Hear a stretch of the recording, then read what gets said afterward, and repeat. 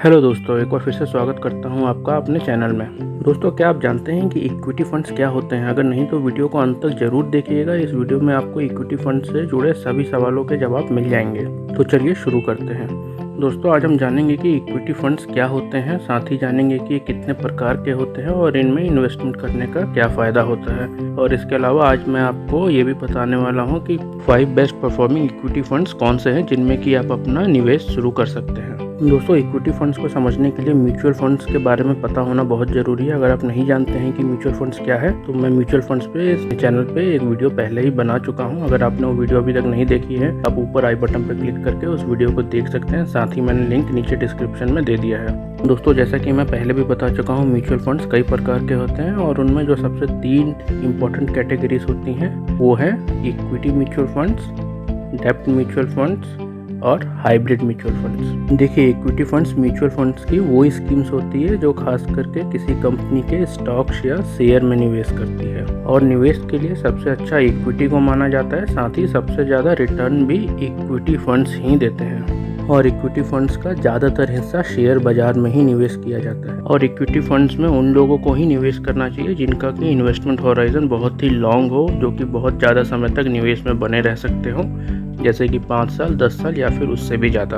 अगर आप 3 साल या उससे कम समय के लिए इक्विटी फंड्स में निवेश करते हैं तो आपको मुनाफा होने के चांसेस बहुत कम होंगे और नुकसान होने का उम्मीद बहुत ज़्यादा रहेगी। और साथ ही इक्विटी फंड्स में ज़्यादा रिटर्न के साथ साथ रिस्क भी बहुत ज़्यादा होता है, पर अगर आप लंबे समय तक निवेश में बने रहते हैं तो इस रिस्क को कम किया जा सकता है और आप अपने इन्वेस्टमेंट पर ज़्यादा रिटर्न की उम्मीद कर सकते हैं। चलिए अब जान लेते हैं कि इक्विटी फंड्स कितने टाइप के होते हैं मार्केट कैप या मार्केट कैपिटलाइजेशन के आधार पे। देखिए, अगर आपको नहीं पता है कि मार्केट कैपिटलाइजेशन क्या होता है तो मैं आपको इसके बारे में थोड़ा सा बता देता हूँ। मार्केट कैपिटलाइजेशन का इस्तेमाल हम करते हैं किसी भी कंपनी की वैल्यूएशन को जानने के लिए, और इसके लिए आपको उस कंपनी के एक शेयर की करंट मार्केट प्राइस पता होनी चाहिए। साथ ही आपको मालूम होना चाहिए कि उस कंपनी के पास total number of outstanding shares कितने हैं। चलिए अब एक एग्जांपल की मदद से समझते हैं। मान लीजिए कि किसी कंपनी के एक शेयर का करंट मार्केट प्राइस 100 रुपये है और उस कंपनी के पास total number of outstanding shares 20 lakh है, तो उस कंपनी का टोटल मार्केट कैप होगा 20 लाख मल्टीप्लाई 100 यानी कि 20 करोड़ रुपए, यानी कि उस कंपनी की करंट वैल्यू होगी 20 करोड़ रुपए। चलिए अब फिर से बात कर लेते हैं इक्विटी फंड्स के टाइप की। तो मार्केट कैपिटलाइजेशन के आधार पर इक्विटी म्यूचुअल फंड्स को बांटा गया है 3 अलग अलग कैटेगरीज में, जिसमें पहली कैटेगरी को कहते हैं लार्ज कैप फंड्स, दूसरी कैटेगरी को कहते हैं मिड कैप फंड्स और तीसरी अंतिम कैटेगरी को कहते हैं स्मॉल कैप फंड्स। चलिए दोस्तों, अब जानते हैं अपनी पहली कैटेगरी लार्ज कैप फंड्स के बारे में। देखिए, लार्ज कैप फंड्स इन्वेस्ट करती है टॉप 100 कंपनीज में मार्केट कैप के आधार पर, और ये कंपनीज बहुत ही स्टेबल होती है, साथ ही फाइनेंशियली स्ट्रांग भी होती है। और इसके अलावा लार्ज कैप फंड्स अपने टोटल एसेट्स का कम से कम 80% हिस्सा निवेश करती है इक्विटी और शेयर्स में इन टॉप 100 कंपनीज के। लार्ज कैप फंड्स आपको एक स्टेबल रिटर्न निकाल के देते हैं और साथ ही इसमें रिस्क काफ़ी कम होता है अगर आप कंपेयर करें मिड कैप और स्मॉल कैप फंड से। और लार्ज कैप फंड्स निवेश करने के लिए, इन्वेस्टमेंट करने के लिए इक्विटी कैटेगरी में सबसे सेफ, सबसे सुरक्षित माना जाता है। और इन फंड्स में वो लोग निवेश कर सकते हैं जो कि इक्विटी में तो निवेश करना चाहते हैं पर साथ ही ज़्यादा रिस्क नहीं लेना चाहते हैं। चलिए अब बात करते हैं अपनी दूसरी कैटेगरी मिड कैप फंड्स के बारे में। देखिए, मिड कैप फंड्स इन्वेस्ट करते हैं मीडियम साइज कंपनी में जिनको कि मार्केट कैपिटलाइजेशन के आधार पर रखा जाता है 101 से 251 के रैंक के बीच में। और ये फंड्स अपने टोटल एसेट्स का कम से कम 65% हिस्सा निवेश करते हैं इक्विटी और शेयर्स में इन्हीं मीडियम साइज कंपनीज के। देखिए, ये फंड आपको ज़्यादा रिटर्न तो दे सकते हैं लार्ज कैप फंड्स की तुलना में, पर साथ ही इसमें रिस्क भी ज़्यादा होता है। तो अगर आप ज़्यादा रिस्क लेने के लिए तैयार हैं तो आप मिड कैप फंड्स में निवेश करने की सोच सकते हैं। चलिए अब जान लेते हैं अपनी आखिरी कैटेगरी स्मॉल कैप फंड्स के बारे में। देखिए, स्मॉल कैप फंड्स निवेश करते हैं स्मॉल स्केल कंपनीज में जिनको कि मार्केट कैपिटलाइजेशन के आधार पर रैंकिंग में 251 या उसके नीचे रखा जाता है। साथ ही स्मॉल कैप फंड्स अपने टोटल एसेट का कम से कम 65% हिस्सा इन्हीं स्मॉल स्केल कंपनीज में निवेश करती हैं। आपको स्मॉल कैप फंड्स में बहुत ही ज़्यादा रिटर्न मिल सकता सकता है लार्ज कैप और मिड कैप फंड्स की तुलना में, पर ये फंड्स स्टेबल बिल्कुल भी नहीं होते हैं। ये बहुत ज़्यादा वोलेटाइल होते हैं और इनमें रिस्क भी बहुत ही ज़्यादा होता है लार्ज कैप और मिड कैप फंड्स की तुलना में। चलिए अब जानते हैं कि स्मॉल कैप फंड्स में आपके लिए निवेश करना सही होगा या नहीं।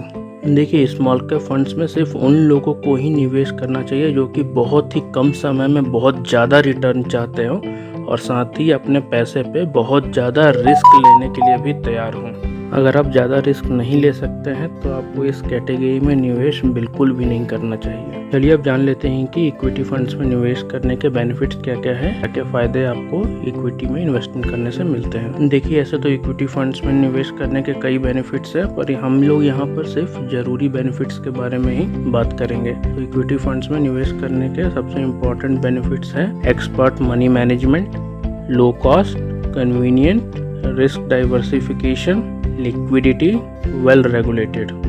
तो चलिए अब एक एक करके इन सभी बेनिफिट्स को समझते हैं। चलिए बात करते हैं सबसे पहले बेनिफिट एक्सपर्ट मनी मैनेजमेंट के बारे में। देखिए, इक्विटी फंड्स में निवेश करने के लिए आप किसी भी तरह की रिसर्च करने की बिल्कुल ज़रूरत नहीं होती है, जैसे कि आपको कौन सा स्टॉक पिक करना है, कौन सी कंपनी का शेयर खरीदना है या फिर कौन से सेक्टर में निवेश करना है, क्योंकि इन सभी कामों को करने के लिए बहुत सा स्किल और बहुत से टाइम की ज़रूरत पड़ती है और हो सकता है कि ये दोनों ही आपके पास ना हो। आपको बस किसी भी इक्विटी फंड को चूज करके उसमें अपने पैसे निवेश करने होते हैं, बाकी का सारा काम उस फंड के प्रोफेशनल फंड मैनेजर्स करते हैं। ये फंड मैनेजर्स बहुत ही स्किल्ड होते हैं और साथ ही अपने फील्ड के एक्सपर्ट होते हैं। इसके अलावा इन्हें स्टॉक मार्केट का, शेयर बाजार का बहुत अच्छा अनुभव होता है और ये आपके फंड्स को टाइम टू टाइम रिव्यू भी करते हैं। चलिए अब जान लेते हैं अपने दूसरे बेनिफिट लो कॉस्ट के बारे में। देखिए, इक्विटी फंड्स में आप SIP की मदद से सिर्फ 500 रुपये में अपने निवेश को शुरू कर सकते हैं। देखिए, अगर आप लोग नहीं जानते हैं कि SIP क्या होता है तो मैं इस पर अपने चैनल पे पहले ही एक वीडियो बना चुका हूँ। आप ऊपर आई बटन पे क्लिक करके उस वीडियो को देख सकते हैं, साथ ही मैंने लिंक नीचे डिस्क्रिप्शन में दे दिया है, आप चाहे तो वहाँ से भी देख सकते हैं। चलिए अब बात करते हैं अपने तीसरे बेनिफिट कन्वीनियंट के बारे में। जानते हैं कि इक्विटी फंड कन्वीनियंट कैसे हैं। देखिए, जब भी आप किसी इक्विटी फंड में अपने पैसे निवेश करते हैं तो वो इक्विटी फंड आपको आपके पैसे के बदले में कुछ यूनिट्स देती है और आप उस फंड के यूनिट होल्डर बन जाते हैं और आप अपनी ज़रूरत के हिसाब से कभी भी इन यूनिट्स को खरीद सकते हैं या फिर बेच सकते हैं। इसके लिए बस आपको अपने फंड हाउस को अप्रोच करना होगा या फिर आप ऑनलाइन ट्रांजैक्शन की मदद से भी यूनिट्स को खरीद या बेच सकते हैं। इसलिए इक्विटी फंड्स को बहुत ही ज़्यादा कन्वीनियंट माना जाता है। चलिए अब जानते हैं अपने चौथे बेनिफिट रिस्क डाइवर्सिफिकेशन के बारे में। देखिए, एक डाइवर्स इक्विटी फंड निवेश करती है मल्टीपल शेयर्स या स्टॉक्स में अलग अलग सेक्टर्स के। ये सेक्टर्स ऑयल एंड गैस हो सकती है, बैंकिंग हो सकता है, ऑटोमोबाइल हो सकता है, मैन्युफैक्चरिंग हो सकता है या इसके अलावा भी कोई सेक्टर हो सकता है, जिससे कि इन्वेस्टर का रिस्क कम हो जाता है। चलिए अब इसको एक एग्जांपल की मदद से समझते हैं। देखिए, हो सकता है कि किसी फंड मैनेजर ने अपने इक्विटी फंड में 10 सेक्टर्स के 50 या उससे भी ज़्यादा कंपनियों के शेयर या स्टॉक्स में एक साथ निवेश किया हो, जिससे कि आगे चलकर अगर किसी एक या दो कंपनी के शेयर्स में, स्टॉक में बहुत भारी गिरावट आ भी जाती है तो आपके निवेश में उतनी बड़ी गिरावट नहीं आती है। देखिए, इसको ही हम रिस्क डाइवर्सिफिकेशन बोलते हैं और ये एक बहुत बड़ा बेनिफिट है इक्विटी फंड्स में म्यूचुअल फंड के थ्रू निवेश करने का। चलिए बात करते हैं अपने अगले बेनिफिट लिक्विडिटी के बारे में। देखिए, अगर आपने ओपन एंडेड स्कीम्स में निवेश किया है और अगर आप अपने इक्विटी फंड के यूनिट्स को खरीदना या बेचना चाहते हैं, आप उस दिन के NAV पे बड़े ही आराम से अपने यूनिट्स को खरीद या बेच सकते हैं।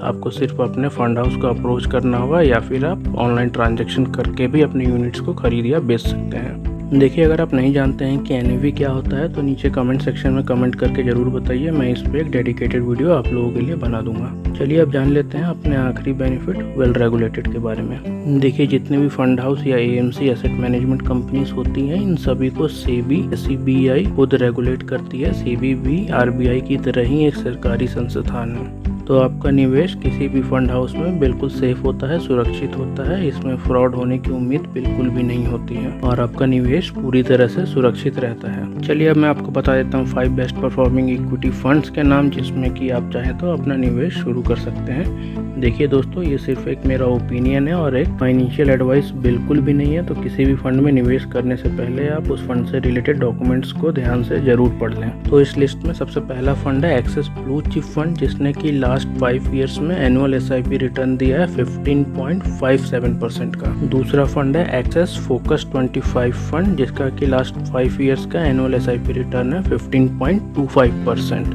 तीसरा फंड है IIFL फोकस्ड इक्विटी फंड, जिसका लास्ट 5 ईयर्स का एनुअल SIP रिटर्न है 14.71%। और चौथा फंड है इस कैटेगरी में SBI फोकस्ड इक्विटी फंड, जिसका लास्ट 5 ईयर्स का एनुअल SIP रिटर्न है 13.69%। और पांचवा सबसे आखिरी फंड है Mirae asset emerging blue chip fund, जिसने लास्ट 5 ईयर्स में एनुअल SIP रिटर्न दिया है 15.4% का। चलिए दोस्तों, आज के लिए बस इतना ही। उम्मीद करता हूँ कि वीडियो देख के आपको समझ आ गया होगा कि आपको कौन सी कैटेगरी में निवेश करना चाहिए। तो अगर आपको वीडियो पसंद आया हो तो वीडियो को लाइक करें, चैनल को सब्सक्राइब करें।